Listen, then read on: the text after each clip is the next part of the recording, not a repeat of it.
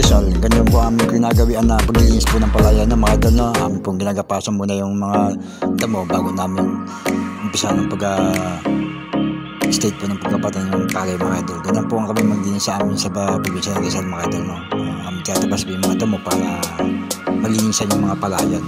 Kasi po kung hindi natin linisan yung damo, may posibilidad na mabuhay po yan sa pagdating